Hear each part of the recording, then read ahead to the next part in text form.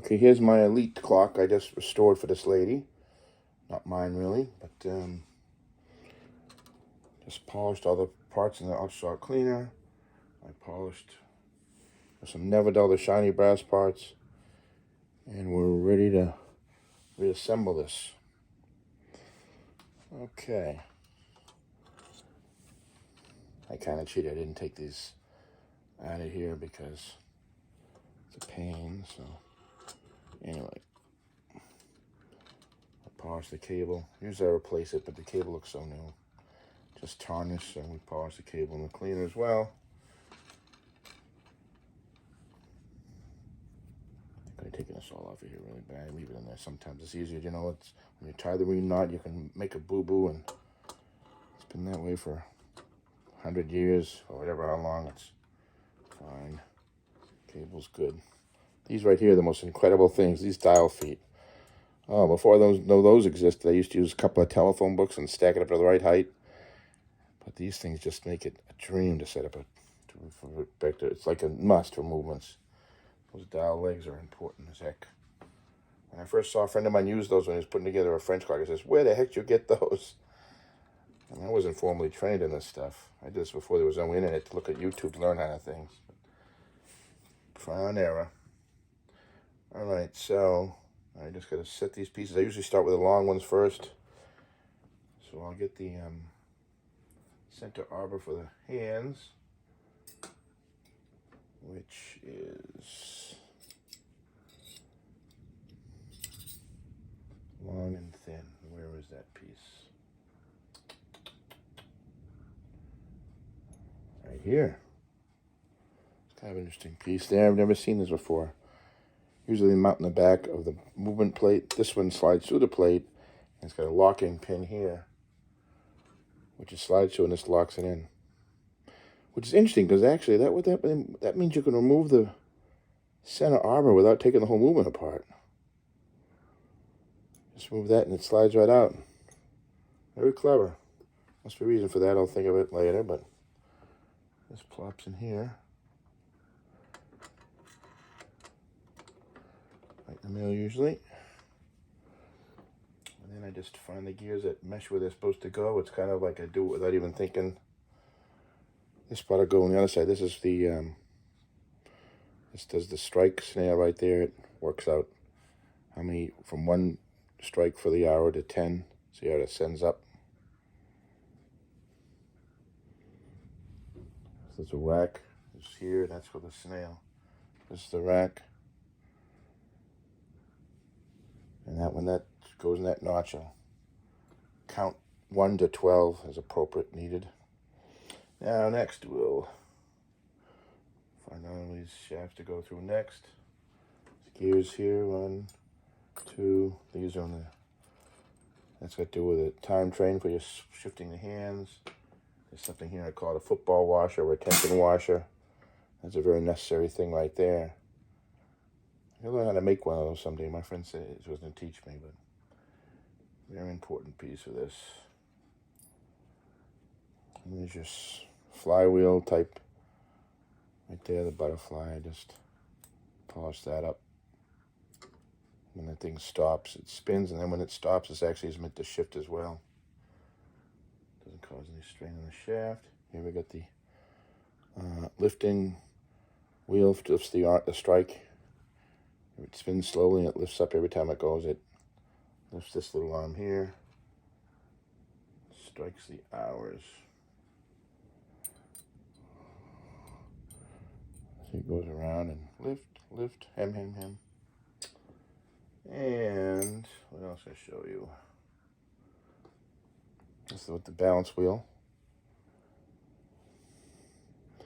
This ticks every second. It's got 60 teeth on there. Let's see. This would go here. I usually wait to put that on there. I believe it goes right here.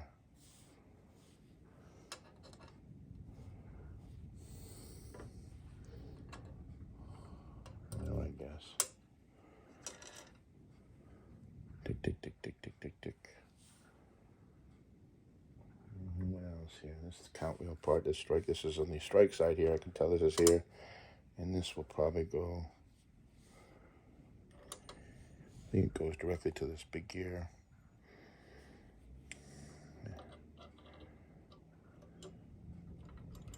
There. Hey. This turns, and this right here spins it, makes it so it doesn't go. See, it goes slow. The other end of this shaft is this fly. All right, now I gotta clean this cam out. This was all filthy. This is the most important part here. This is the they call those pallets. What do they call those? Just the verge, and this right here meshes with the balance wheel. See, there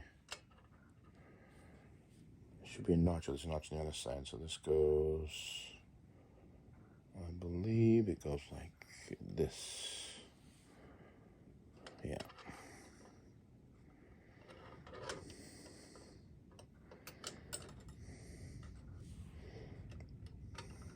This actually goes on last. I put the other plate on, and this will go on last. But see how it goes.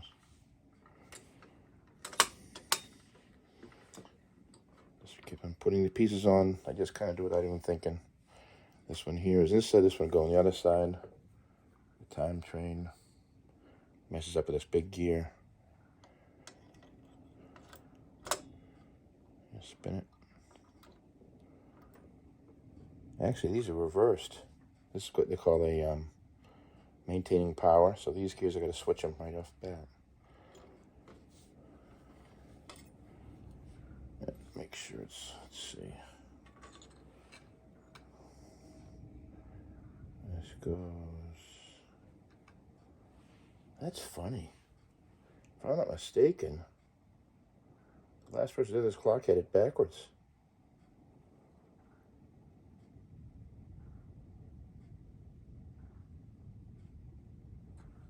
Huh. This goes on there like there, mounts to the bottom. No, it's right. I had it backwards. I'll lift this all together out of the plate with the wires to with the cable. Just to remember which goes which. So this actually sits like this upside down, so this will be reversed. This goes this way. And the maintaining power drum goes on this side. There we go. I'll put these back on again. Hour strike, big gear, matches to that. This is brass, this is steel. Normally brass just meets steel.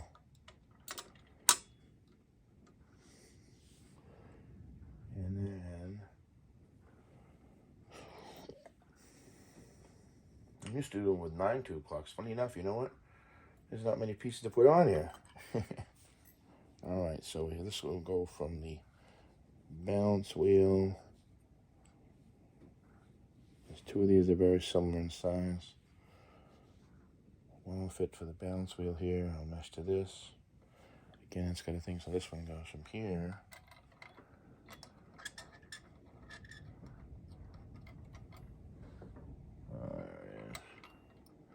Like a jigsaw puzzle. I just take photos of all this stuff, and now I just do it. It's all pretty much standard. And this, I believe, goes here. Other direction. Whole deal is just being gentle. And when you put this movement bed together, the movement plane, you got to make sure it just drops on with the gravity, slots in there very gently. Never force anything. I learned that. Now this, I believe, goes, yes, this goes between the plates too. So this goes up here. See? Now I'll turn this, and it'll make everything else turn, you see? Go from here. Of course, when the plates are on here, it makes it more stable. But when this turns here, this will rotate all the way down to this. It's basically stepping down the power. This right here is, oh, this goes on here. I took this off to polish. Let's see. Here we go. A big long piece. Oh, right here. This goes so here, and this will stick it this way. So this goes in here like this. I could have paused that a little bit. It's all right. And there's a knot here. This is made by Elite, this company. The movement's marked in the front of the plate. And it's numbered. I'm just going to tell you, see the Glock, the German type, in these cases here, you look at them, they're either going to be made by Elliot, or it could be Waltham, of course, other makers. Or if, I can usually tell the way it's, the die looks, so it's usually an Elite. There's other companies, now Hofmeister, what's it, H&M, Hofmeister, and I always forget. Confusing names, German. But Elite makes a lot of these clocks when they're not made in America. Actually, very nice job here with these little, one of these that merge with a balance wheel. They're adjustable, which I never would want to mess with by any means. You unscrew those, it's probably a very fine adjustment. They got to be exactly perfect. And I'm sure it can be done mathematically, but boy, definitely would never mess with that stuff. The ones made by Elliot are non-switchable. This is adjustable. It's kind of silly when it comes down to, because if they made this clock right, you wouldn't need to be adjustable. Unless somehow this would wear out, they could shift it, I suppose. But now the Elliots do not have that kind of expertise extra on it. German stuff, it's amazing. They add these extra smart things. Why should they? If they made it right, there's no reason to have that adjustable like that. Oh, God. Simple is so much better. If one ever broke off, you could replace it, or it's just crazy. Good Lord, if a person was to take this apart and decide to take those apart and pause it, they'd be wishing they didn't. All right, so this goes from here to the balance wheel, and this goes from here to things. So I've got those in there. Now, the striking is a little part here, right here, that lifts up. It meshes with the strike side. Just pretty much gravity drops on there.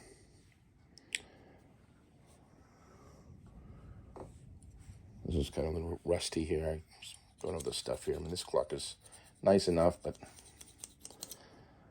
I don't really file sandpaper here. To tell you the truth, I'll just take out the top rust.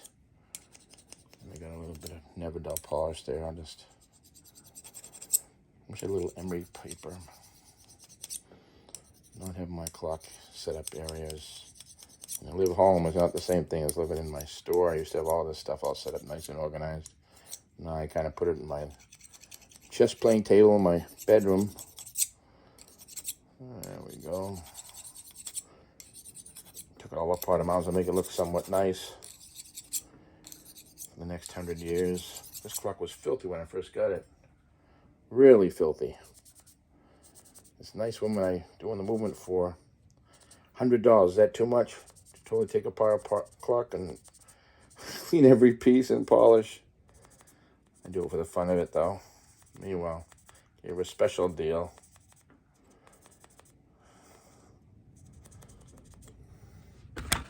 Polish this up here. Look at that.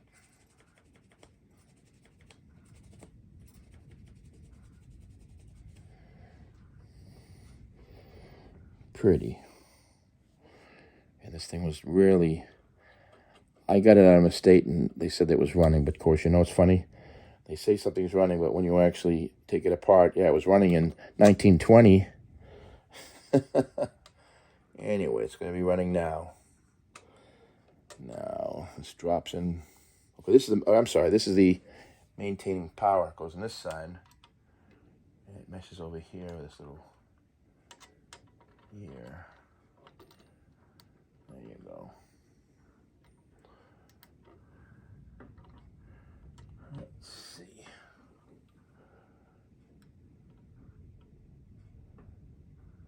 Yeah, when you wind this, it just keeps it in place. There's a little tiny gear under this gear that just messes with some maintaining power. There's a tiny little spring in there.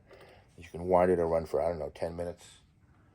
So while you wind your clock, you do the maintaining bio backwards, and it just keeps the clock running for 10 minutes while you wind it, so there's no stall on the power to the to the balance wheel, and thus doesn't bend the teeth in this little wheel here. In reality, it's best probably just to stop the clock from ticking. If you had a scientific clock, you didn't want to stop it. That's really what it's really made for, so you don't stop the tick ever. You wind it while it's still in motion and you don't damage any gears. Obviously, what you damage would be the balance wheel to this here. If this stutters, then this will go back and forth all the way to the pendulum. It could bend that tooth right there. Shear it off, I suppose, in theory. Alright, so we got that done. This part here goes through here. This little spring, I'm going to wait for us to put that on last. There's still the lifting arm for the strike. Strike arm. There we go. And this goes on this side. It meshes with this right here. Goes this way. And it probably sticks up. There's the top part, so it'll probably stick from here. So I expect it does this. A big hole there. And see how it meshes right here with this. And every time this spins a little bit, see it goes and it drops it with the gravity. Bing, bing, bing. This wheel moves very slowly. Lifts that a little bit, each one of these notches. And when you set this moving up, you actually want to make sure that this is in place where when it gets lifted, you want to make sure this is meshed. You want to have it so it has a head start. It's only a couple of teeth difference, but it makes a difference. You make sure when you set this up, you want to have this shifted over here, just about there, so that when it starts to do its strike, it gets a running start. Something that I've done in the past, you know, you're just after you put it together because you're not thinking about it, but I don't make that mistake anymore. So here we go. So it gets a nice running start. When this starts to turn, this will have that little ½ inch to start running along. It's the full distance of it to the power of lifting that arm. Yep. So that's right. So I guess it's time for the next plate. This is all the front part, time train they call it. This is the count time train, so all the parts are in there. And I would gently drop this on here. I didn't polish just like I could have, you don't see it, so you know what? Good enough. Maybe I'll get this with a little bit of, let's get off there. I could have spent 10 or 20 minutes just really polishing this to death, but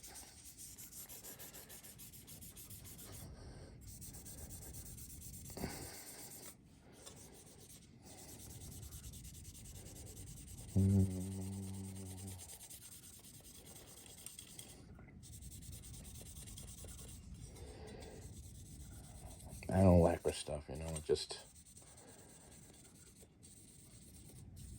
you could actually strip off the lacquer and re-lacquer it and things can look brand new, but I just like things to naturally get, I mean, the mechanics of it work the same. Maybe someday I'll get the point where I want my stuff to look like it's shiny gold.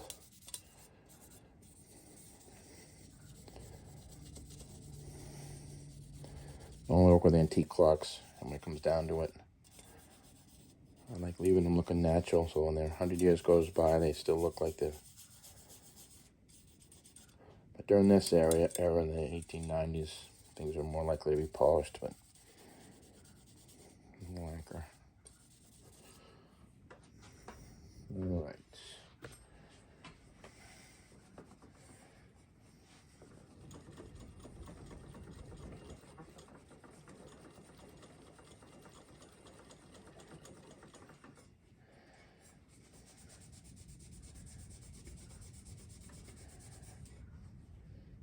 Got a nice plate here. It says Elite with the number 363, and beneath it, it's got the serial number 121090. Actually, it's two. I would say it's 1210, and 90 looks like it's offset, so maybe it's 1210 is the number, 90 might be the assembler or something. Maybe the date. Maybe it's 1890. Hard to say what those numbers mean. You see enough clocks. I've had some Can I figure out what these numbers actually stand for? All right. Now time to gently drop all this together. That's over here. There. Start with that longest first. And I'm going to go down here low, and I'm going to align those gears. I usually use like a little long screwdriver. And sometimes there's a little hook, like a little hook you might see when you pull people off stage in vaudeville. You can grab little parts and tug it to you in place.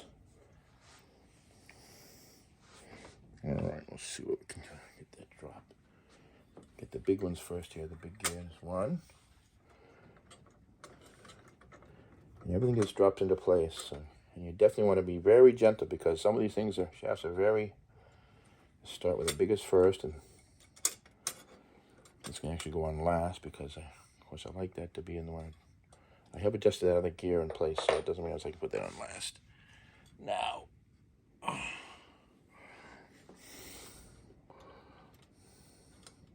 I just kind of pull up and I look and I can see it's in the thing. I see it's in there, dropping gently in there. It's really just gentle in there, spit it up. You can see it come through, and I believe they're all through. And then when this drops on gently, you make sure it's good, because before you tighten the screws next, you want to make sure everything, matter of fact, I usually spin it and make sure I can watch it turn. It turns. If I do this, the balance wheel turns, which it does.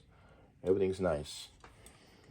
Because when you tighten these screws here, if it's not all gently in there, you can actually break off the smaller pivots. I usually put a little oil in these screws here. Tiny dab of oil and put the screws in. I always do that.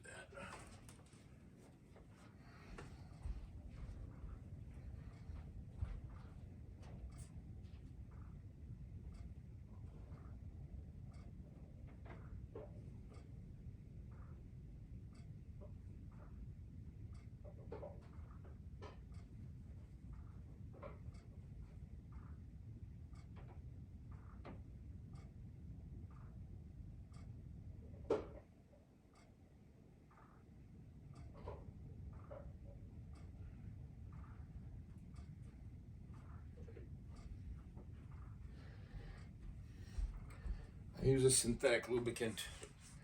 I used to buy the clock oil. I bought this online. It's called Liberty. It says 100% synthetic lubricant, which is, they used to sell this stuff called Desita. And it's, I don't know if it's Teflon oil, Mobile One, you name it. But in reality, these lubricants today are so much better than they used to be. Just like when you run your car, Teflon oil in your car is fantastic. I figure the same thing for these kind of things.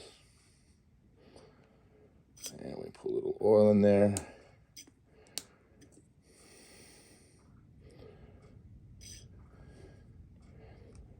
And put a tiny drop. I always do the screws like I said.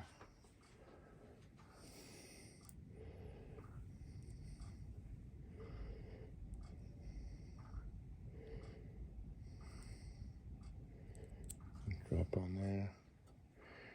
And next time they don't rust in place. When I tried to move one of these screws, it was so stuck in there, it was very hard to get out. And that'll never happen next time around. I was thinking about the next guy.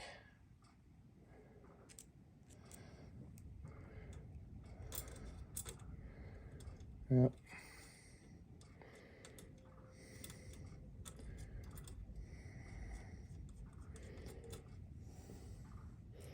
Originally I used to use whale oil for clocks, you know, very thin, pretty much totally clear white. And then sometimes you go to people's houses and they end up using 3-in-1 oil. Sometimes Grandpa Joe uses 3-in-1 oil, not realizing that the oil for clocks is much thinner. And 3-in-1 is like sludge. This synthetic oil is great. It runs, it's got a little color to it, like a greenish color, but and the way you slice it, it's just lubricant. And a teeny drop will last a long, long time. I expect the synthetic probably doesn't attract the dust as much as regular sludgy oil. 3-in-1 will be dreadful. The whale oil is so like water. It runs so pure. Not going to attract much dust. It's just very, very, almost like water. So now I gently turn these tight. I don't want to overdo it, but just a little tiny turn to make them secure. Always right to have the right screwdriver. It's very important to have the right size screwdriver. You can chip these screws. Don't need to overkill it, just like that. Like that.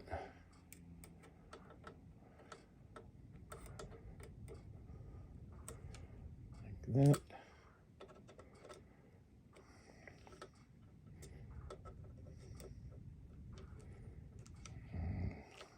Like that. So we spin this and you'll see it's let go.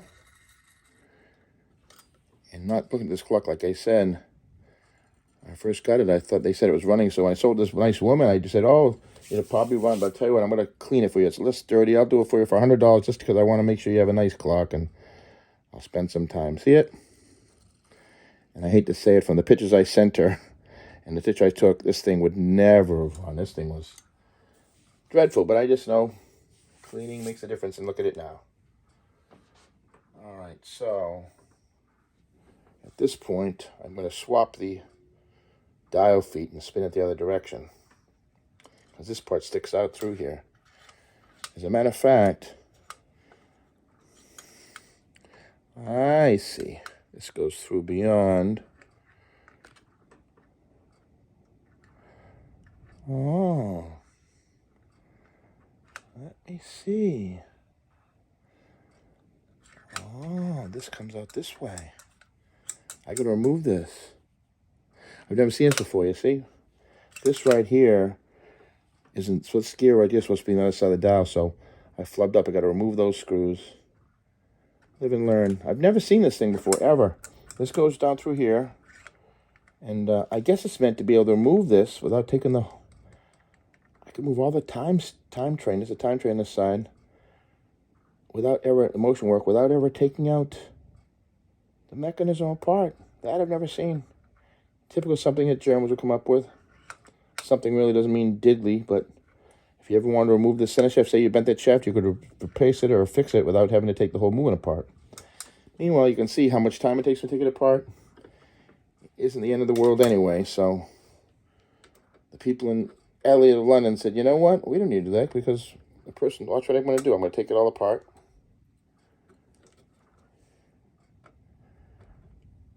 It's funny, I used to get these screws so tight in the old days, and I have to take it apart again. I said, why do I do so tight?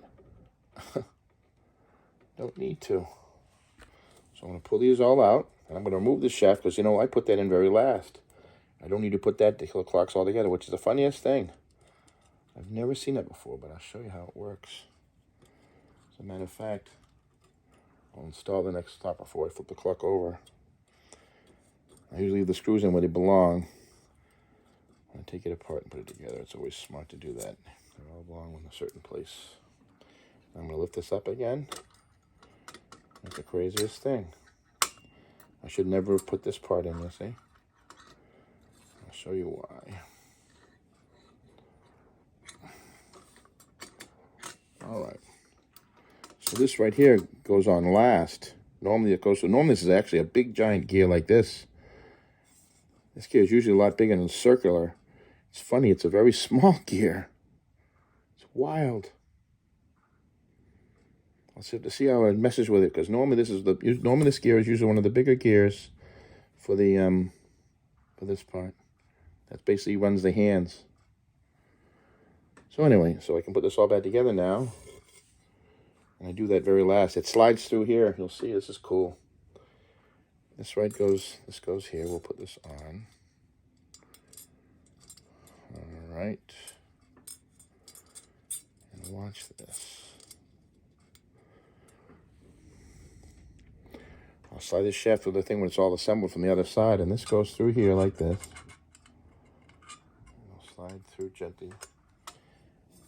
And when it's in,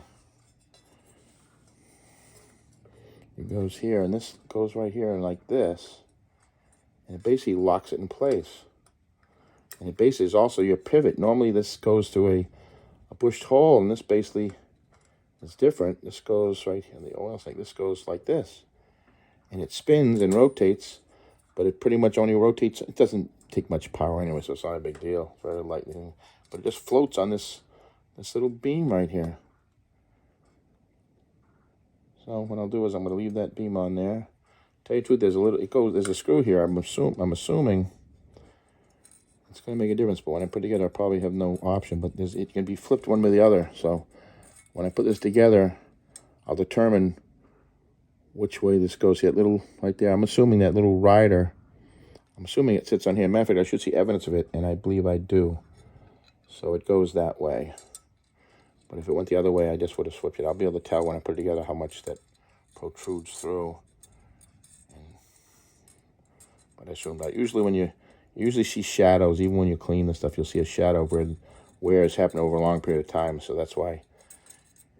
But there's also another reason. When I did this apart, I should have not taken that totally out, so I would have known. Or take a picture of it, of course.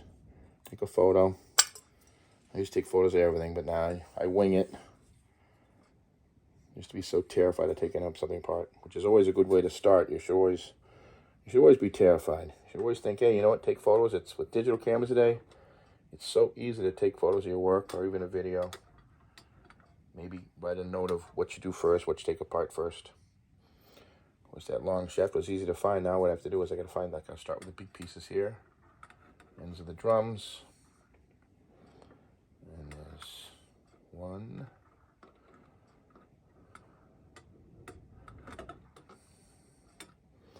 That shaft made it easy. Maybe I can use that for help us. No, it doesn't. I stuck it through. Anyway, when it comes down to it, that shaft, I usually start with the center shaft, so it makes it so easy to slide it on down. But since it's not there, I lose that. I have to just do it this way. And that center shaft lines everything up nicely, and that's. Now I don't have that. It makes it very. Those darn Germans, what are they doing making things difficult for? Makes it a lot darn difficult doing this, see, because it doesn't line up as fast. I always start with that long center shaft first. Anyway, just start in, build it long, and start with the bigger shafts, and then, like I said, it just basically gravity drops. You know, easy it goes, just drops into place.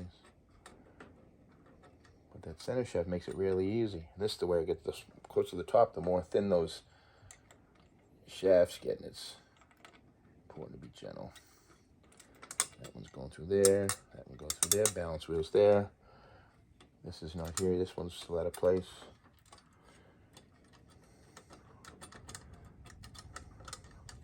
This is only a 2-train, so I got a lot of room to get my fingers in there. Alright, up, there we go, see?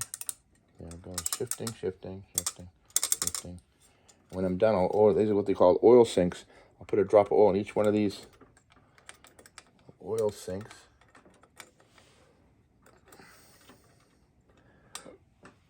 Okay, this side, something's not dropping in this side yet.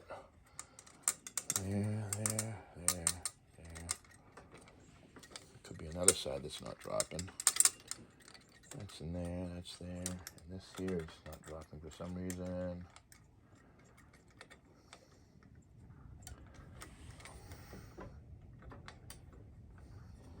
Oh, because of this.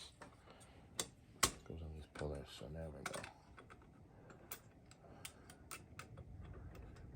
I don't see it coming through here, though. Until I do, I'm not going to apply any pressure.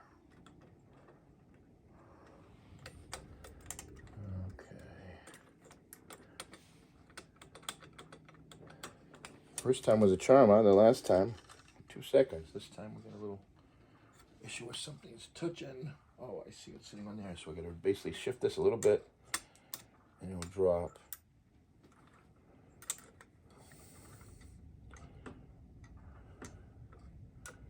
It's there. Isn't that funny?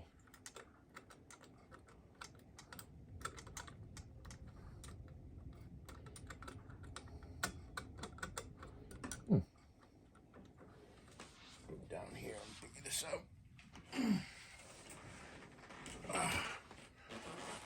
it's a little off here. That little doodad's there. This doesn't go too high, and this goes this way. All right, now I'm going to find the top of this.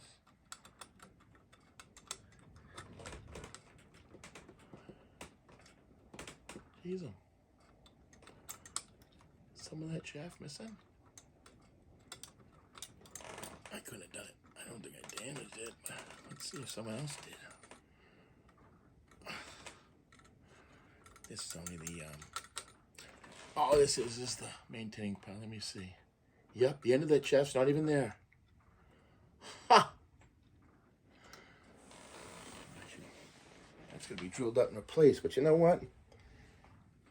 See what that looks like.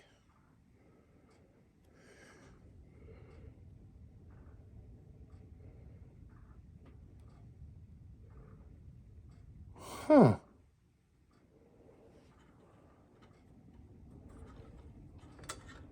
I'll take a look at that.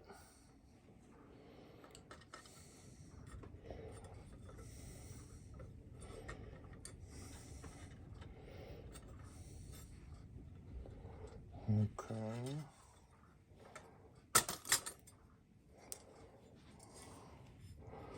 Oh, the seat's in there.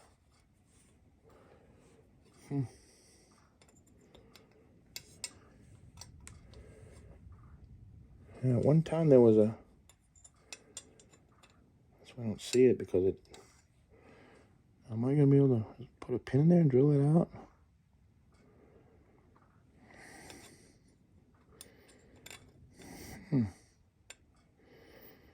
No, it sets in there.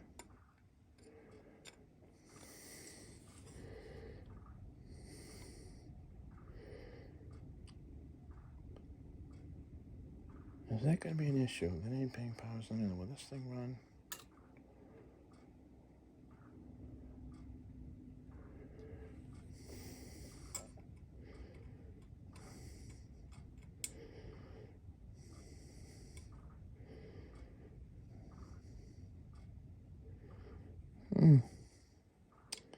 I should really drill that and put another pin in there.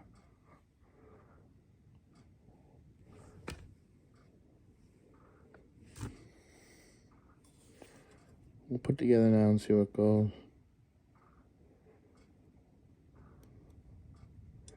It's an easy repair. All this is a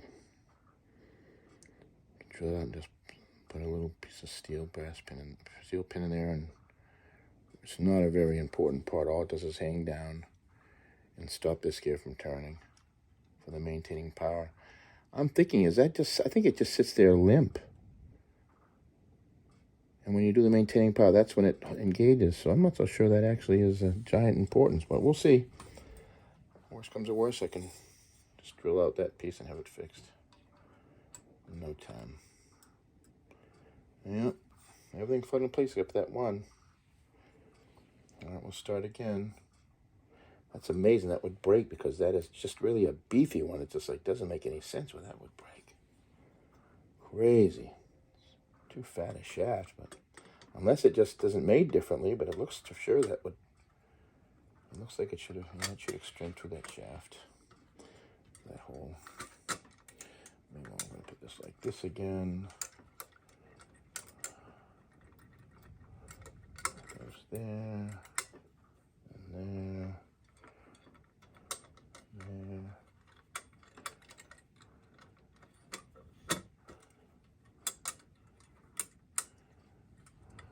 It's all through now. The balance wheel is like, it's very important. The escape wheel is very important. That you don't want to.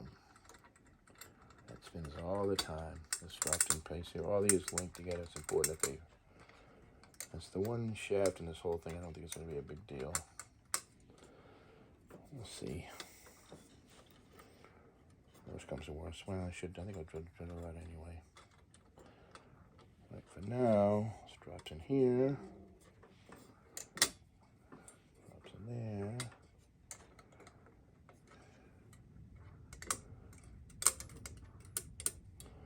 Alright.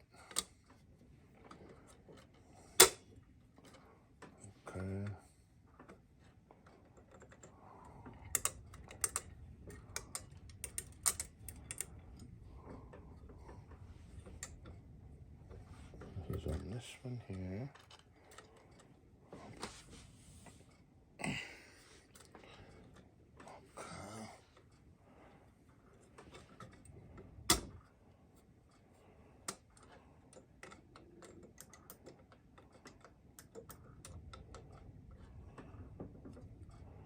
Mm-hmm.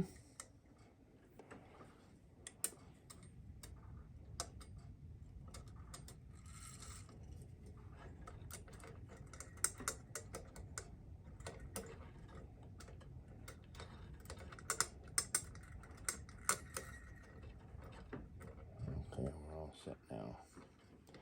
Back to where we began 10 minutes ago. Screws back in. I've never seen that. It's funny how that was broken off there. How the heck they do that? The good thing is like an easy one to do. Easy. So we're getting an indent with a way to drill it out. It's almost like it's like when they first made it, they drilled the hole and stuck a pin in there, so whatever. This is why you have to make sure you do this lightly and always have the piece in place before you screw this down, because that's how things break, those at the end of the pivots. But that pivot is so beefy, I just can't believe. Anyway, so we'll go like this and put this back on again.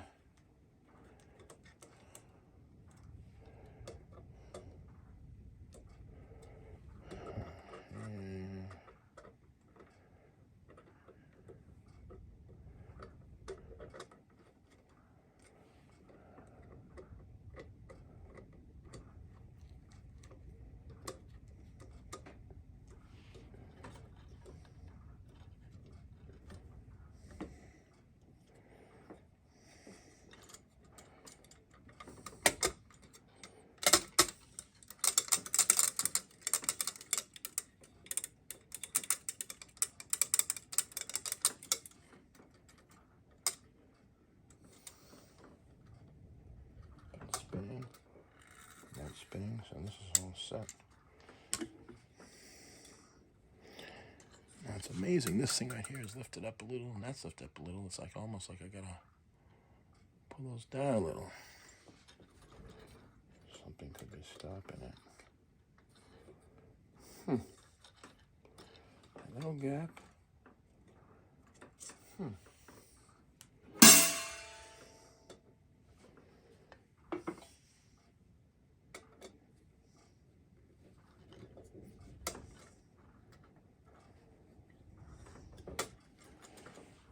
Okay.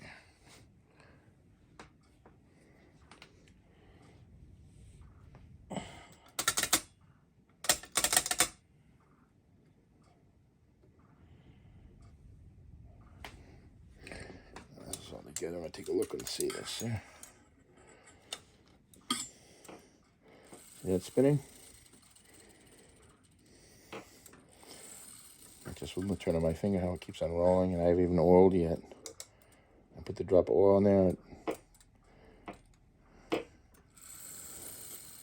And then when this stops doing its thing, it lifts. This is meant to actually stop, and then when this stops, this is meant to slip, or this actually is meant to slip on purpose.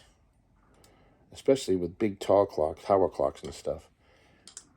It's very important that this rotates, you see, when it stops, and this meant to be free. If that was stiff, it could actually bend the teeth on this side here. These are small teeth and not small teeth, so it's meant to be loose.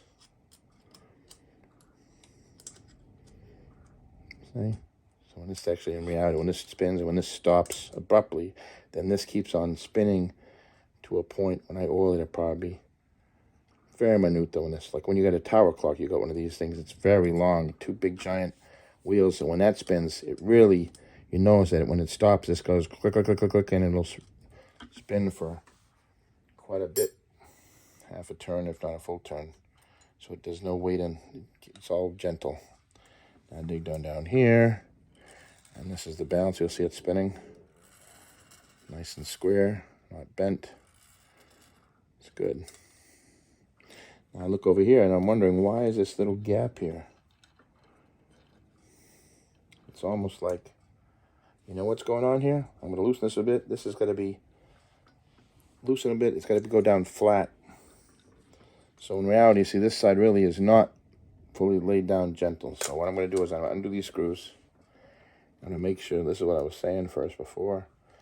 I want to make sure that everything's level before you tighten this stuff. So in reality, that other side hasn't dropped in yet. These two big shafts down here, which I'm going to fix right now. I'm going to just gently bend it like this, and it'll all drop in place. These haven't dropped yet. See, there's that one, and that one. I usually work so I can see, but there we go. Now we got it. And then these things again, they spin. Yep, and this spins. So now it's time to spin. I think like this, and like this, and this part here is a whole lot better too. Yeah, this is gonna be fine. Just sits in place and drops. It's all right. Apparently, it's been that way a long time. All right, so screw this, and this, and this. I'll get my screwdriver and do a couple of tiny turns.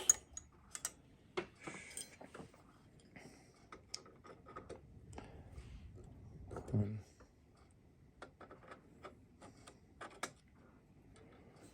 two, three, four.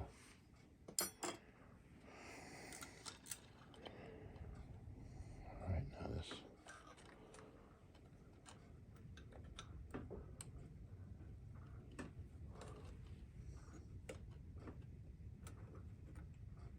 Aha.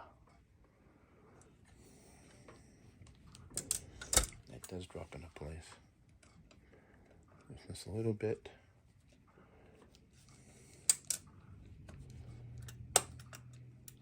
There we go.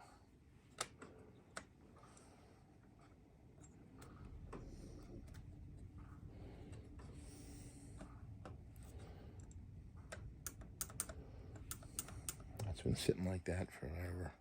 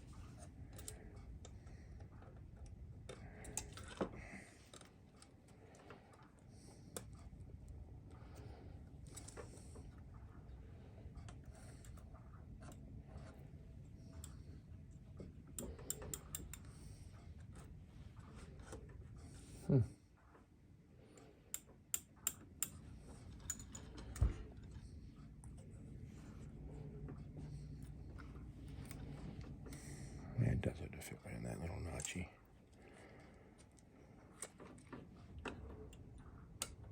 There we go. And I'll grab.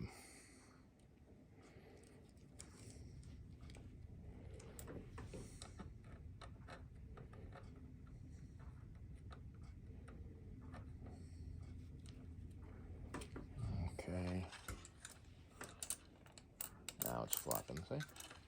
So that's no problem. That stays in place. Drops.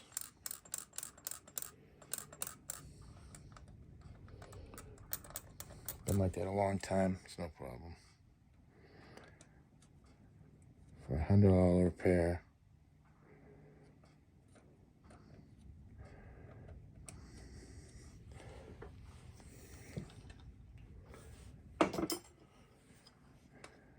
Plus it's gonna work fine anyway. So we tighten this here. Tight.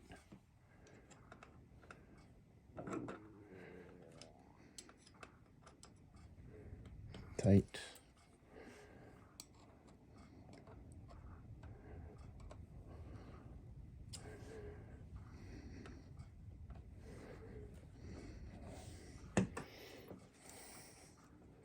All right, so there's that piece right there. Just drops gentle in place.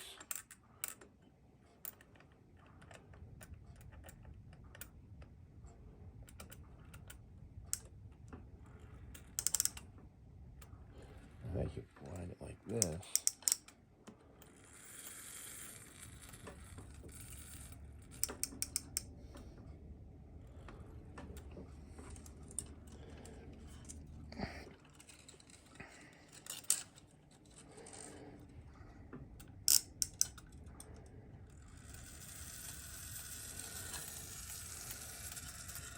I pull this down, and this will run it.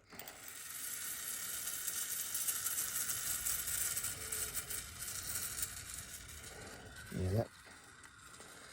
And this just does the maintaining power. I tell you the truth, it doesn't need to be.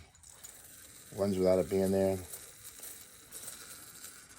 A lot of time the maintaining power doesn't work anyway. I've got plenty of titanium parts, so that part's just not necessary anyway. I'm good with that. So, with that, how clean that is.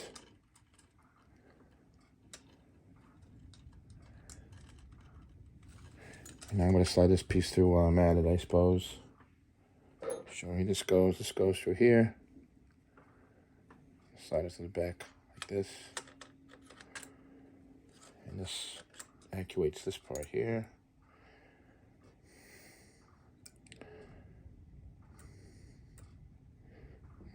That's funny. Aha. That spins the moon phase. I was wondering where that was. I was trying to figure out where to put that in place that it worked properly. They do it here. This goes around something, so I'd almost bet it works on this side here because I like the fact that this is around here. I was wondering what this did here, so I believe that's where it flops. The last person had it wrong.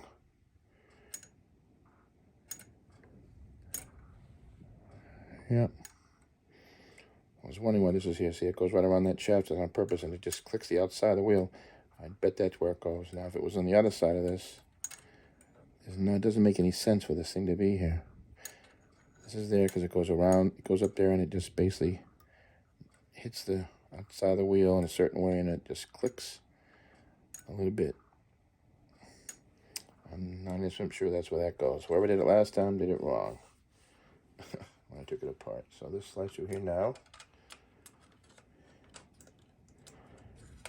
I'm going to put a dot of oil there while I'm at it. Because I won't be able to get in there really too well to do it. So the moving part spins in that.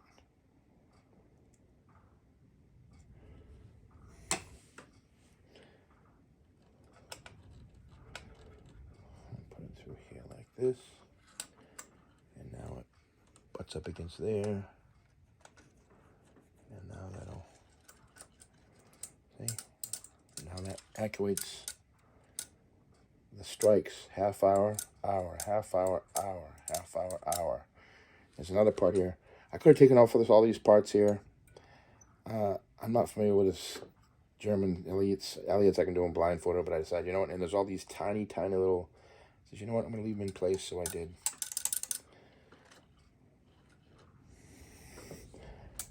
I work with gravity, so I mean, they're free as a bird. Not a problem. So, now we can put this little piece I was talking about here. We'll know which way it goes. This was flopping on, let's see. I guess it just went like this. Let's see, on place again.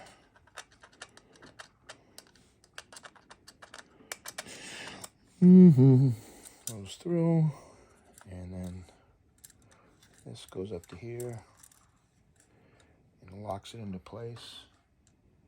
That space where I had it is where it belongs, because this doesn't move anymore, but it flops. You put a little dot of oil there later, and I'm going to tighten this a little. I'm not so sure. I would think it would go flat, but it goes at an angle. But let's see which is the wear. You'll see wear in one of them. That's actually irrelevant. It has no wear. This seems to be away from more stuff. I'm going to go this direction.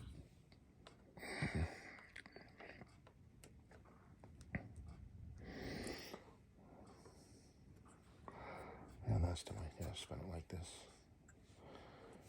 Matter of fact, I'm going to go where it feels natural. And tighten this.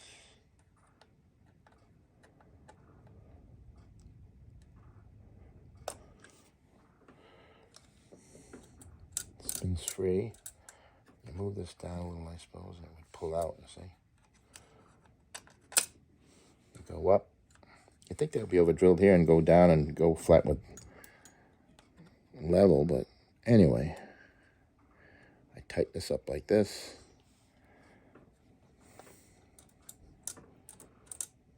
I want it to spin very free. Matter of fact, I'm going to go the other direction and see if it spins freer.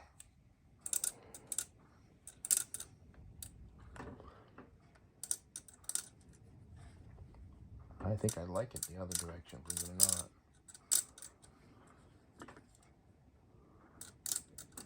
or not. Go this way. I like the way it feels better. Let's make sure. Like this and tighten it. Now let's see if it's, yeah.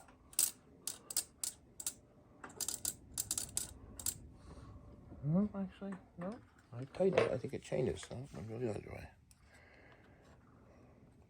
Something I've never seen before, so I'll put it in place like that.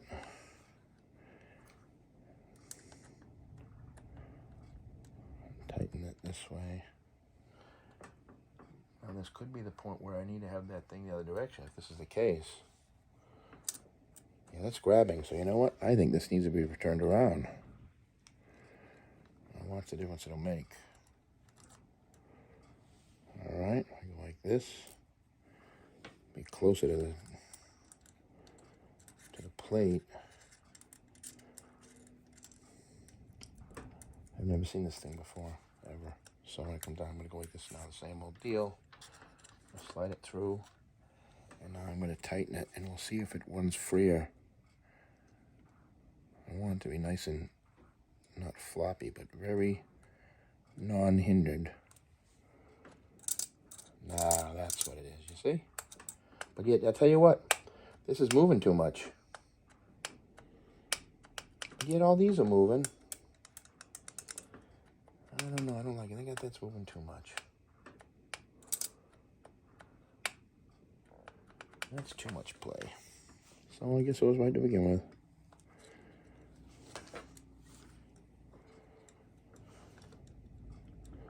I said I've never seen this thing before. I'll rotate it.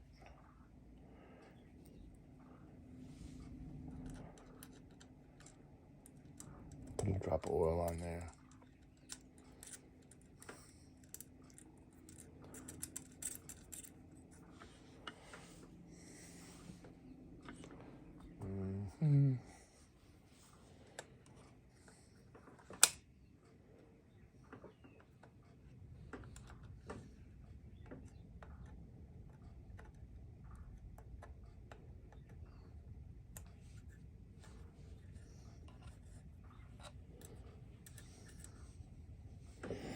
Like this.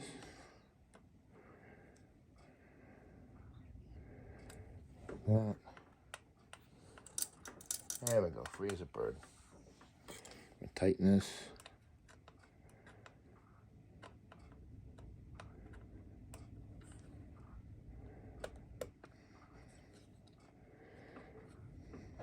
All right.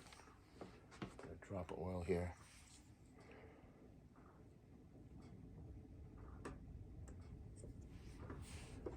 And now I spin this. Free as a bird. Nice.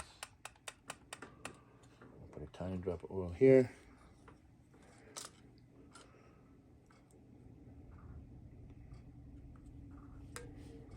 And now that'll rotate. That oil little spread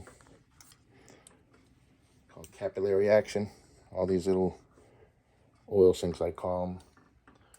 It gets the oil and it just draws it in. They're actually tiny. I think they're little, they're slightly bulbous in these holes here, I think. Draws the oil in. Anyway, beautiful. Got to go on this side, that side. Very loose. Everything should always spin free. See, everything always spins free. See it? As a matter of fact, while I'm at it, just oil all the little parts I want to oil.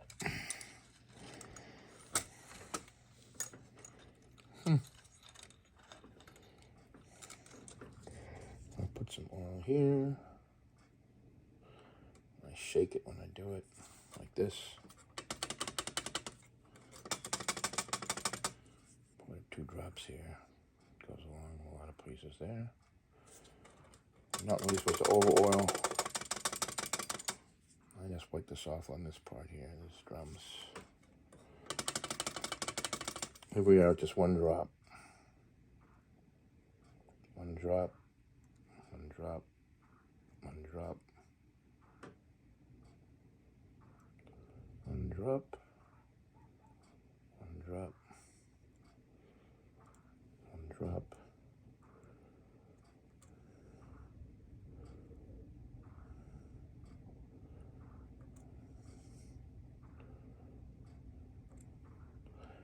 And then we're going to drop, let's see. And I just shake each one of the little things. You get a drop up here.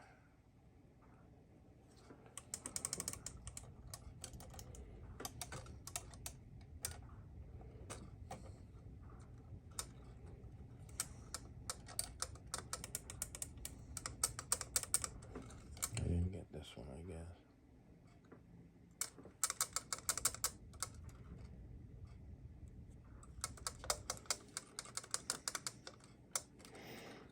Now,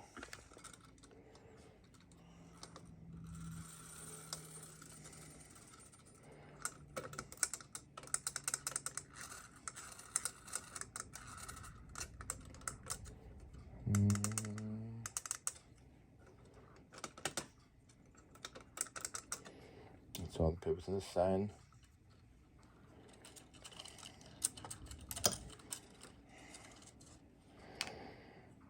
Matter of fact, I'm going to do another thing while we're at it.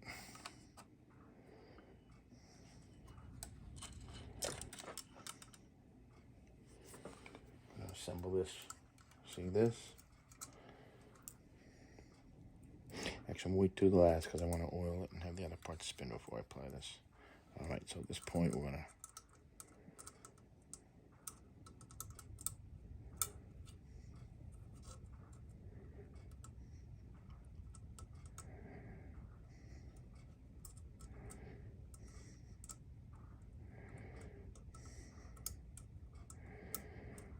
actually, if I don't apply the strike hammer and the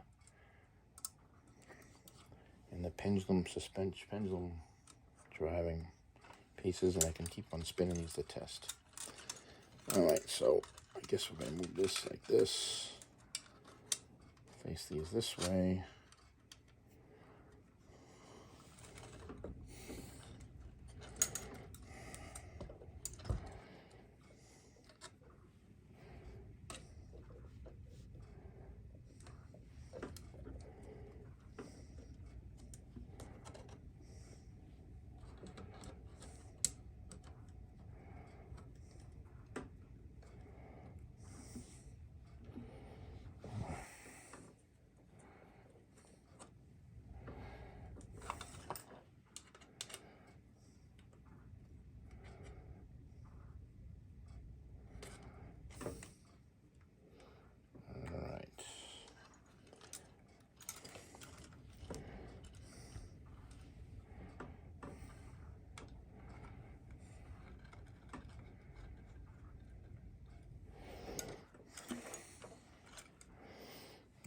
This side here.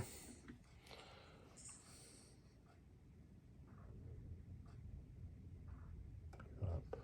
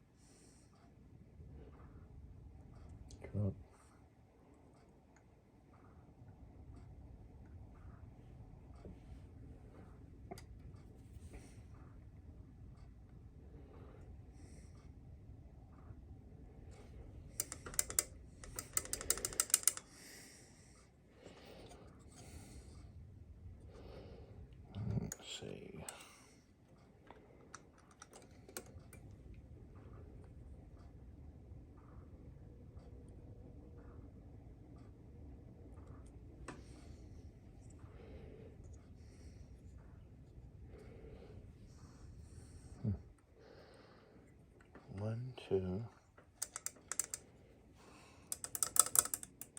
Yeah.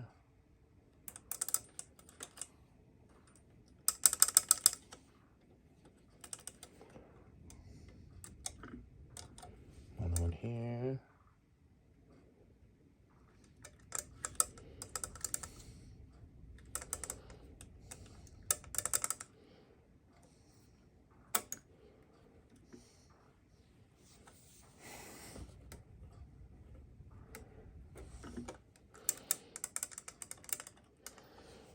This part here rotates.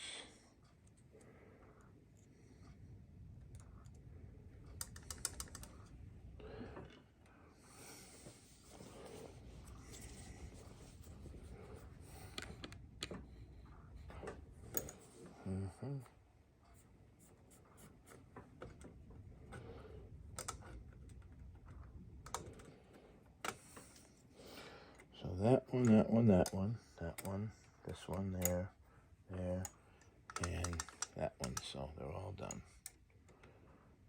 All right, now I just spin them a couple times.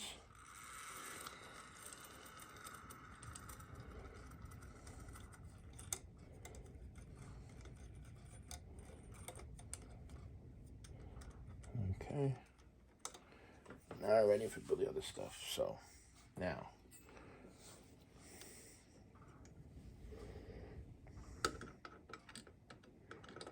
I'll put a little oil inside here. The shaft.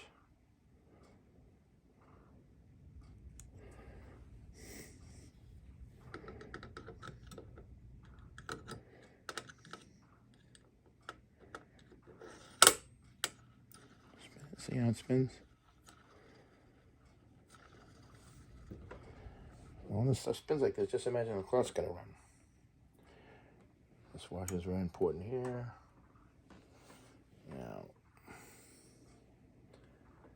there's 2 different sizes. One here.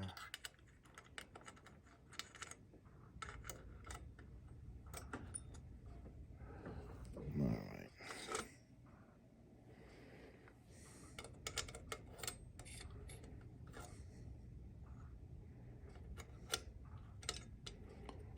right. There, and this little washer here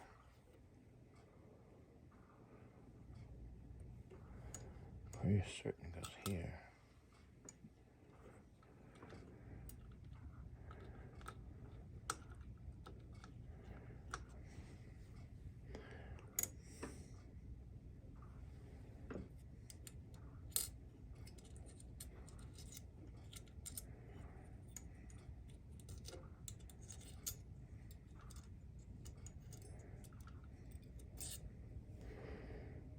I'm pretty sure this goes here.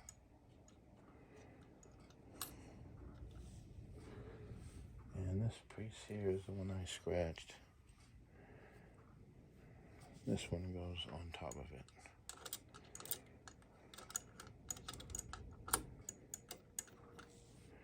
And this one here goes here, I believe. They're side by side.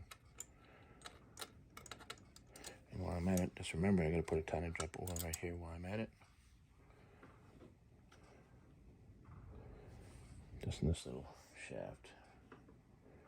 Where's my dropper? There it is. I'm gonna put it inside here.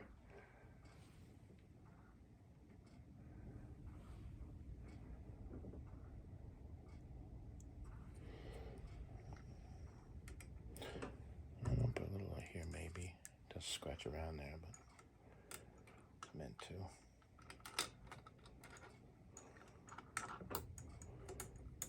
Alright. Put a drop this here.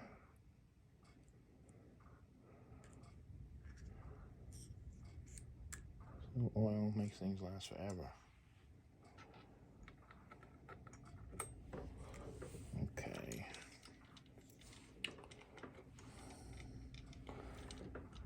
Alright.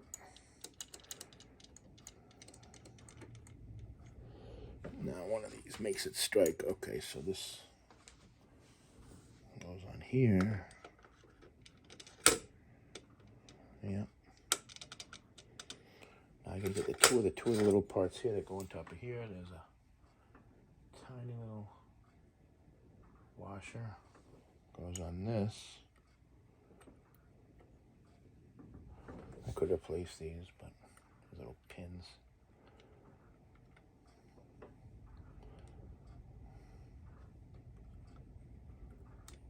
All right, there's one, and this one goes with this one because I kept them together. Oops. I get that pair. I need the tiny vice grips. I mean, tiny ones for this one, but this for now. I got miniature. Neither of those really. See which way it graduates. Look at this thin end is this side. All right.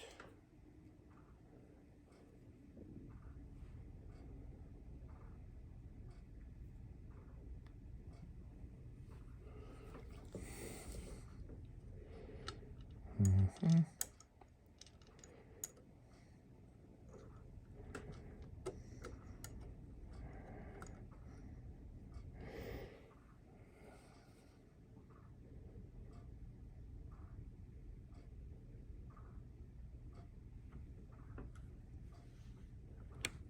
Go through.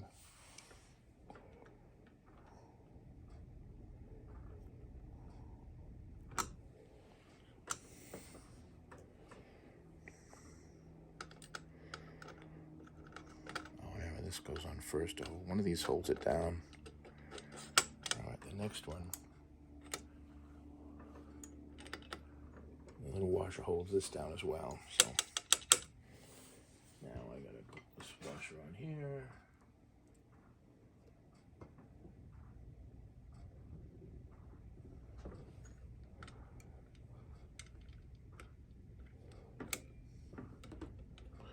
Yep, and then it slides from the.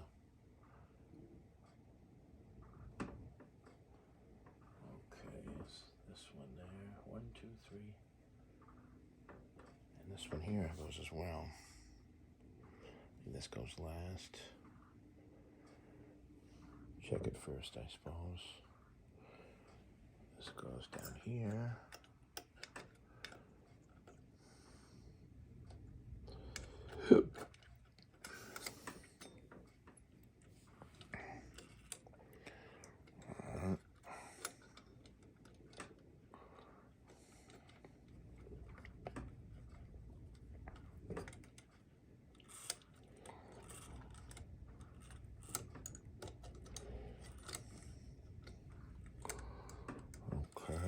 There we go.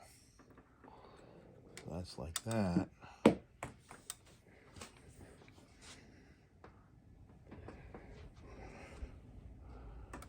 And then I have to put this washer on there. So I got a tiny. This needs a little washer too. Well, I just use it. Okay, so only one washer necessary. 1, 2, 3, 4. There's 2 pins, tiny pin, another washer here. This washer, I guess, goes on there.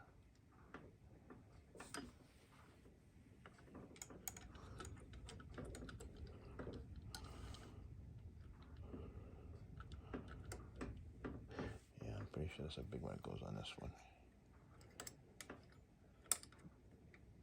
Yep. And there's a big one for the hands. So I got a tiny pin and a tiny pin. I could replace them, but they're fine.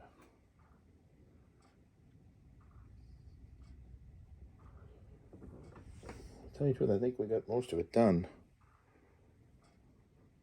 Oh.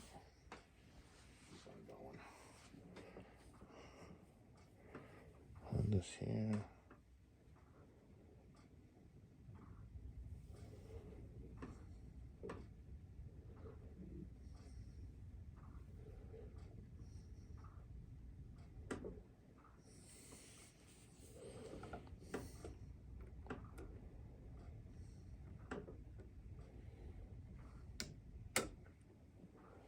Hmm.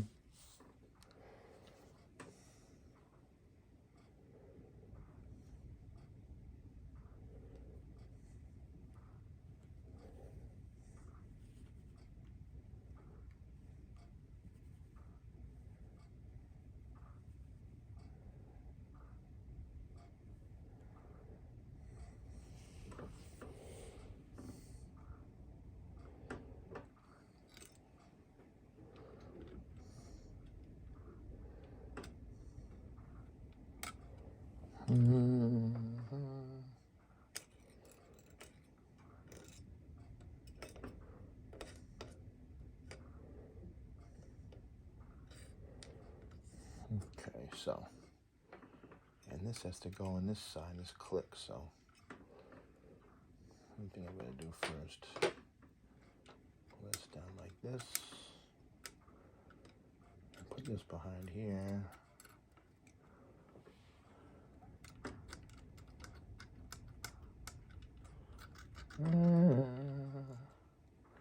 Push this down there. I'll get the springy on there. Yeah, I should replace these pins. It's hard to use the old ones because they're so short.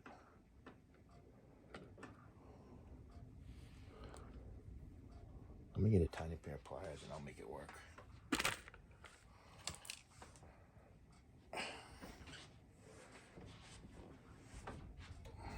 Pins are fine.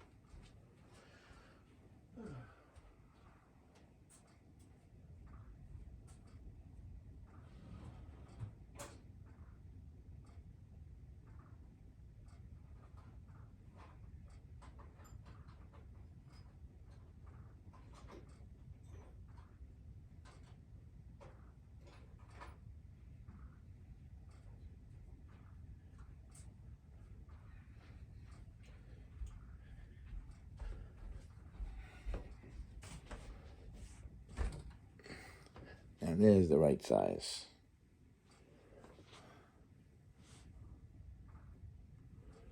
I mean, these pins are fine. I gotta get newer ones. They're just the same things I trim them as long as I get these so I can see it. They'll slide in. There we go.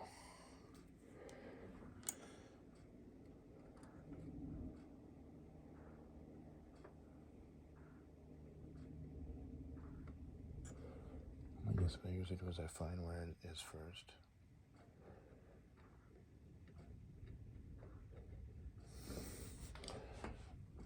There.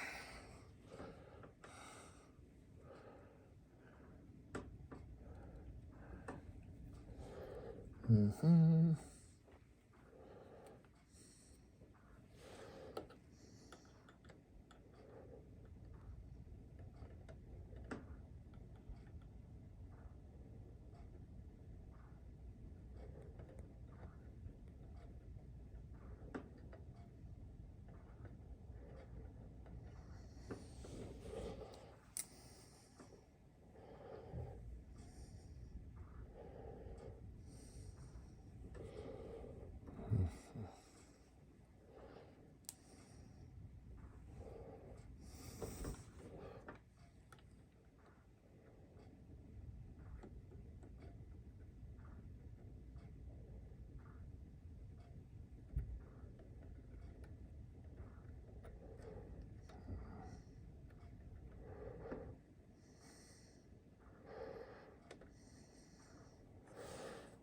Okay, that goes through.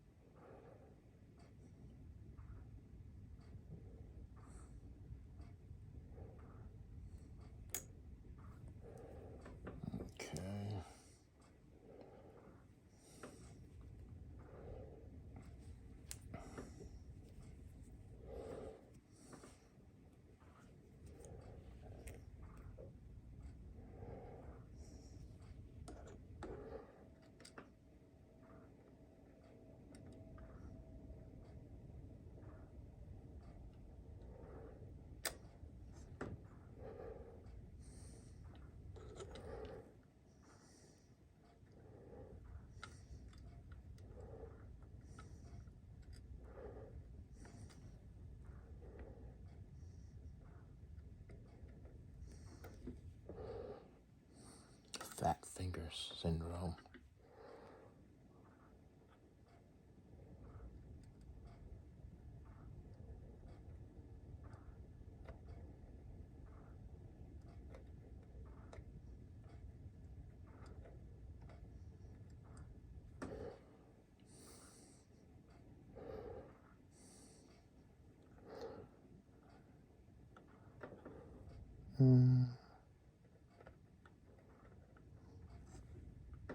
Come on. Get through.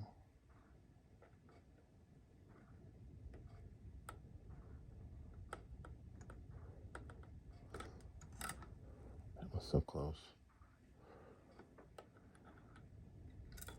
Oops.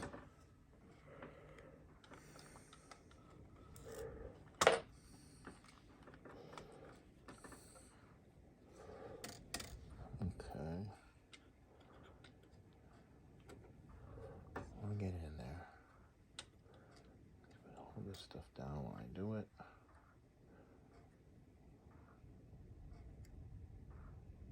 Come on, you.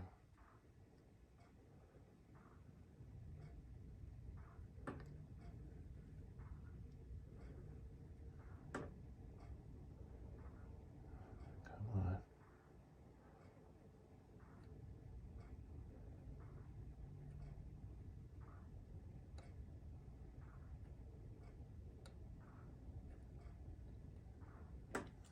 It's got to bend you, see? It's got to spin it the exactly right way. I'll get it in there.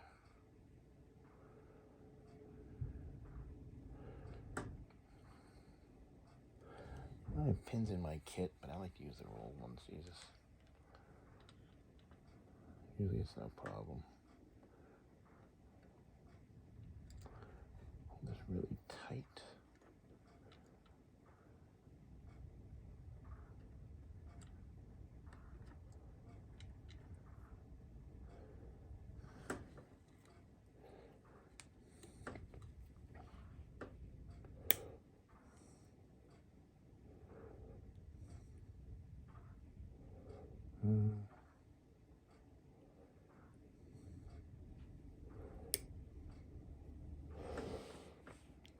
I definitely lost that one.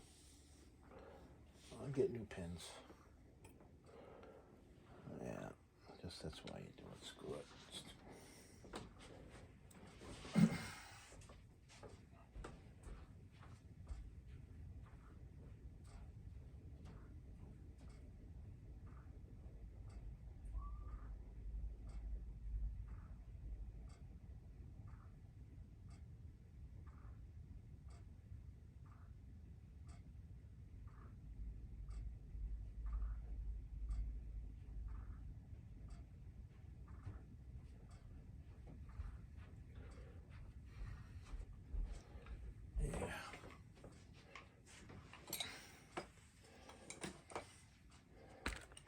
Tiny pins are tiny.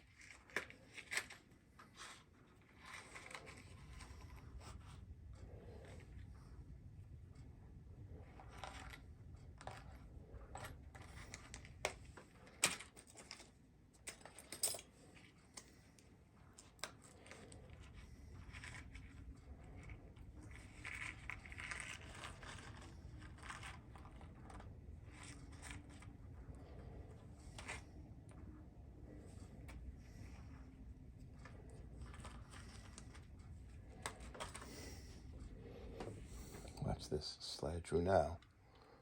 You know how easy it is now. Yeah, what am I thinking?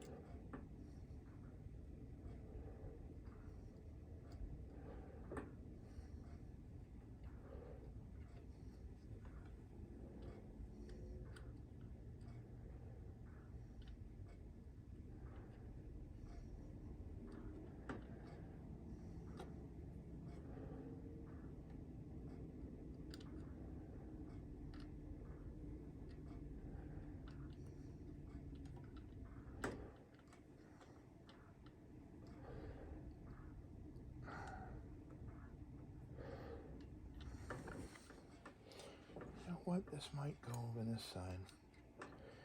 It's entirely possible.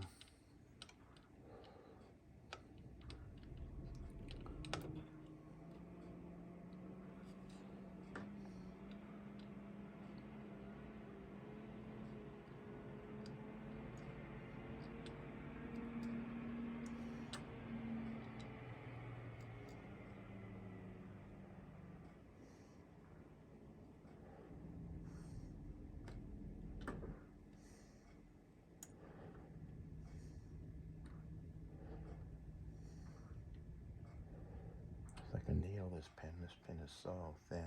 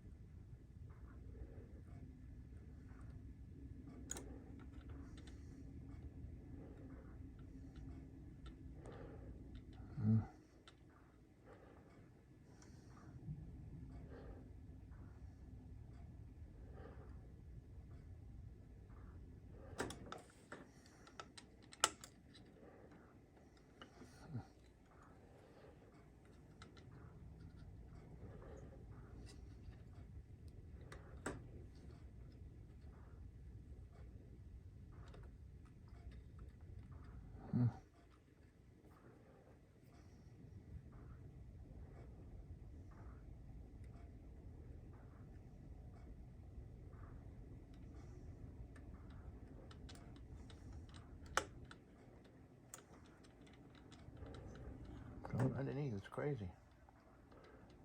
Go through.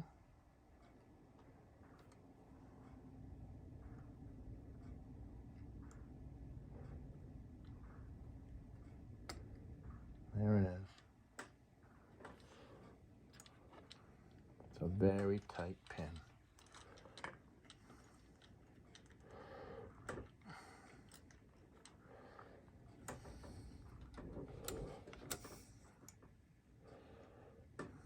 And this might go over here.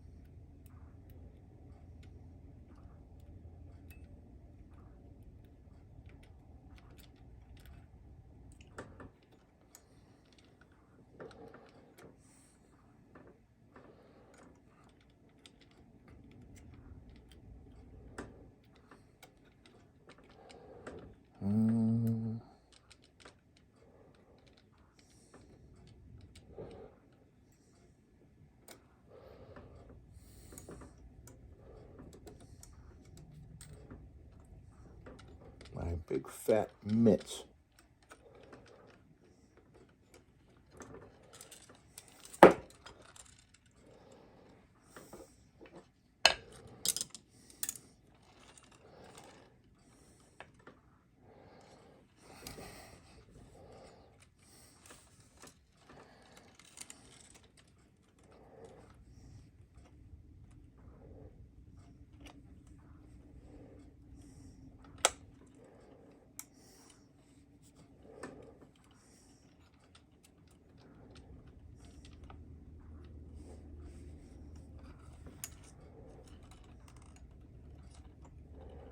You know what? This does go the other direction.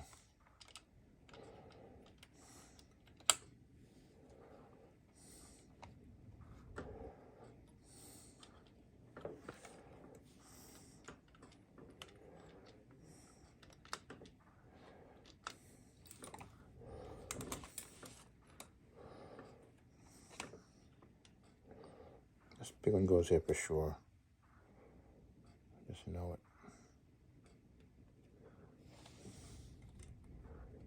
pull this down and just get it through. It'll find its way through.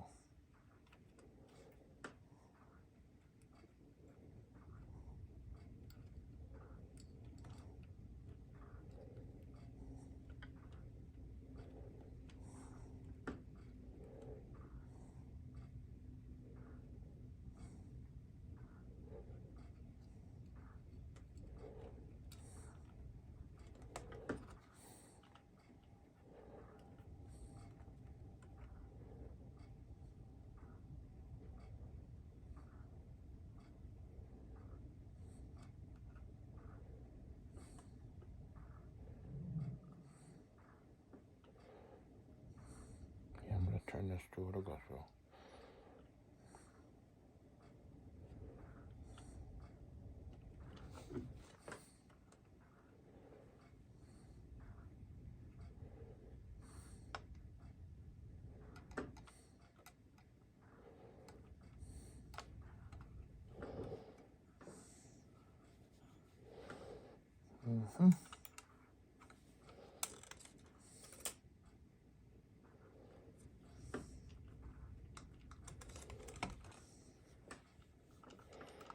It's doing that.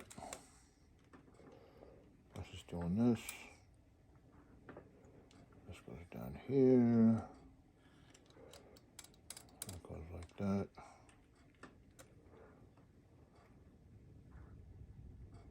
Yeah, this comes out a little bit here. Craziest thing.